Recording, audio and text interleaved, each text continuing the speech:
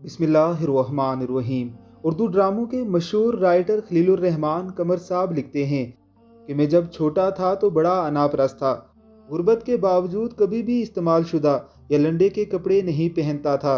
एक बार मेरे वालिद साहब को कपड़े का एक सूट गिफ्ट में मिला, तो मैंने भी अपने वालिद साहब से कहा कि मैंने इस सूट से कोट सिलवाना है। तो अब्बा जी ने इजाज़त दे दी और हाफ सूट से मैंने गोल गले वाला कोट सिलवाया, जिसका उन दिनों बड़ा रिवाज था। वो कोट पहनकर मैं चचा के घर गया तो चची और कज़न्स ने फट से पूछा, ओए खेले एक कोट कित्थू ले आई। मैंने कहा जी नया सिलवाया है चाची, लेकिन वो ना माने। मैंने कस्में भी खाई, लेकिन उनको एतबार ना आया। खाला और फुप्पो के घर गया तो वहाँ भी कुछ ऐसा ही हुआ।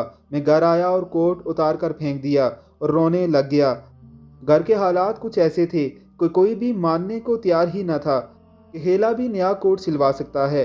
पढ़ने लिखने और जॉब के बाद जब मैं एक बैंक के बोर्ड ऑफ डायरेक्टर का मेंबर बना, बोर्ड ऑफ डायरेक्टर की एक मीटिंग में अच्छे से ड्राई क्लीन किया हुआ लंडे का कोट पहन कर गया तो मेरे कोलीग्स कोट को हाथ लगाकर पूछने लगे, खलील साहब बड़ा प्यारा कोट है, केड़ा ब्रांड है ते कित्थू लिया जे, क्लाथ ते स्टिचिंग भी कमाल है।